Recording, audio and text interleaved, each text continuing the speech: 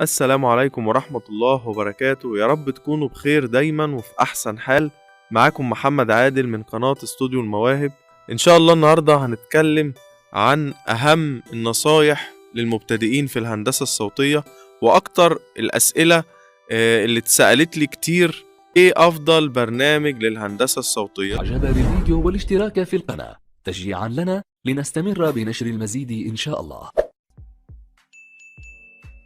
السؤال ده بيتسألني كتير جدا، وبس الإجابة بتبقى في إيدك أنت، علشان ناس كتير بتحاول إن هي تشتت نفسها، يشتغل شوية ببرنامج ال FL Studio، يسيبه يروح لبرنامج كيوبيز، يسيب الكيوبيز ويلاقي حد تاني شغال بالبروتولز ومطلع صوت حلو، يروح يشتغل بالبروتولز وفي الآخر ما بيخرجش صوت حلو، وفي الآخر هو ما تعلمش حاجة، لأن البرامج كلها واحد، مفيش اختلاف ما بينهم. الاختلاف بيكون فيك انت تقدر تشتغل على انهي برنامج وتقدر تتقن انهي برنامج، وازاي ان انت تعرف يعني ايه صوت ويعني ايه خصائص الصوت، وتقدر تستغل امكانيات البرنامج بانك انت تخرج جودة عالية من البرنامج نفسه. ممكن تلاقي حد تاني بيستخدم برنامج معين وانت تيجي تستخدمه ومتقدرش تخرج منه صوت حلو، لان هي القصة من سمعك انت وخبرتك والتجارب اللي انت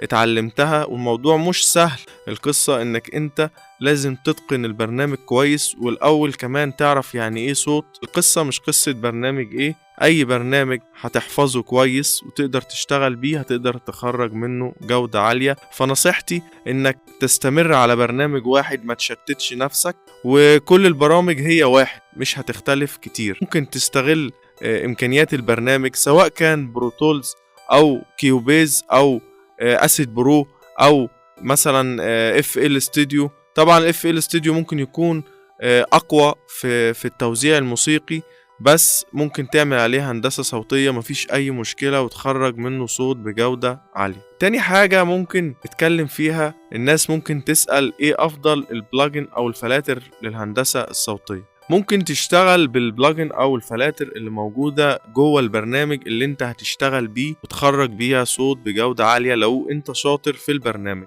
وممكن تشتغل ببلاجنز خارجي او فلاتر خارجية وما تقدرش تخرج منها جودة كويسة لانك انت ما فهمتهاش او ما درستهاش كويس. في ناس بتقولك انا ممكن استخدم وزنية او الكلام ده، كل الكلام ده يا جماعة مش مظبوط ومش صحيح. ممكن تستخدم وزنية استخدمها غيرك وخرج منها صوت بجودة عالية، بس تيجي انت تستخدمها تلاقي الصوت وحش جدا معاك، لان طبيعة الصوت بتختلف، المكان اللي تسجل فيه الصوت بيختلف، المايك وكارت الصوت اللي تسجل بيه الصوت بيختلف.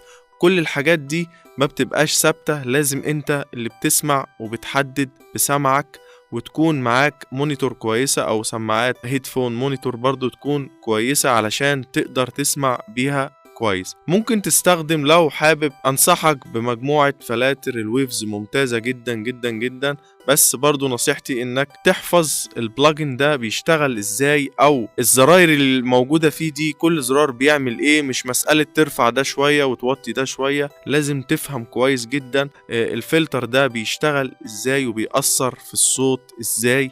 برضو مجموعة فلاتر الفاف فلتر ممتازة جدا. طيب ايه افضل مايك؟ اشتغل بمايك بكارت صوت داخلي ولا مايك وكارت صوت خارجي؟ فانا انصحك لو امكانياتك مش مساعدة معاك وتقدر ان انت تجيب مايك بكارت صوت خارجي، طبعا ده هيكون افضل. انما لو انت بتسجل لنفسك في البيت، سواء بتسجل قرآن او بتسجل اي حاجة، فممكن تجيب مايك بكارت صوت داخلي زي مثلا السامسونج ممتاز، سواء جي تراك او سامسونج سي 01 او سي 03، اللي هو بيبقى فيه كارت صوت داخلي ممتاز جدا وهيقضي الغرض معاك لو انت بتسجل لنفسك في البيت. انما لو امكانياتك تسمح يبقى تجيب مايك وكارت صوت خارجي. في طبعا انواع كتيرة جدا طبعا حسب امكانياتك، بس طبعا ما انصحكش لو هتجيب مايك بكارت صوت داخلي الانواع اللي هي الرديئة زي BM 800 والكلام ده، طبعا هيعقدك ومش هتقدر ان انت تخرج صوت كويس. طيب ليه الصوت بيطلع وحش لما بستخدم وزنية جاهزة او تمبر؟ طبعا زي ما انا قلت الصوت بيختلف، مش بيبقى ثابت، بيختلف حسب المكان اللي انت سجلت فيه وطبيعة الغرفة، وطبعا المايك اللي انت سجلت بيه، كل ده بيختلف. لو انت جيت قلدت شغل حد تاني او خدت وزنية جاهزة، طبعا من الطبيعي ان انت تلاقي الصوت وحش، لان انت ما عندكش دراية ان انت تعدل على الوزنية ديت حسب طبيعة صوتك او طبيعة شغلك او طبيعة المكان اللي انت سجلت بيه. خامس حاجة معانا، الصوت اسجله مونو ولا ستيريو؟ طبعا الصوت بتسجله مونو، ما تسجلوش ستيريو. لازم تركز على النقطة دي كويس جدا، انك انت تظبط الاعدادات بتاعتك ان المايك يسجل مونو من اعدادات البرنامج اللي انت هتشتغل عليه. ما تسجلش الصوت ستيريو خالص نهائي. طبعا انت لما بتضيف له الريفيرب والديلاي كده كده الصوت بيتحول ستيريو، بتخرجه ستيريو، سواء كنت بتسجل اغنية او بتسجل قرآن او اناشيد، اي حاجة في الاخر هو هيتخرج معاك ستيريو. ما تفكرش ان انت لما هتسجل مونو هتخرجه مونو. ازاي اظبط الاوتوتيون عشان مش بيتظبط معايا؟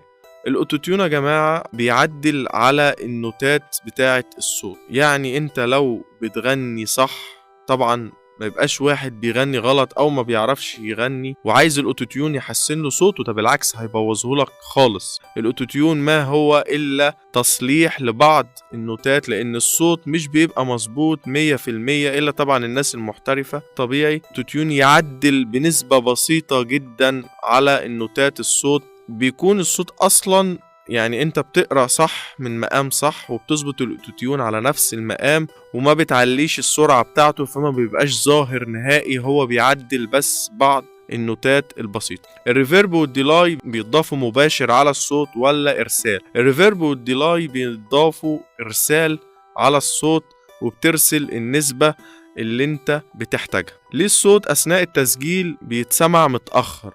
لازم وانت بتسجل تخليها اقل شيء. طبعا البفر سايز ده المسؤول عن تأخير الصوت، فلازم البفر سايز من البرنامج اللي انت بتشتغل عليه توطيه خالص اقل شيء، سواء عندك كارت صوت او ما عندكش. اثناء التسجيل لازم تقلل البفر سايز لأقل شيء، وبعد كده وانت بتعمل ميكس وماستر وبتضيف الفلاتر بتاعتك بترفع البفر سايز اعلى حاجة علشان يرفع من قدرة الجهاز معاك. وما تنسوش تشتركوا في القناة وتفعلوا الجرس عشان يوصلكوا اشعار بكل فيديو جديد انا بنزله. والسلام عليكم ورحمة الله وبركاته.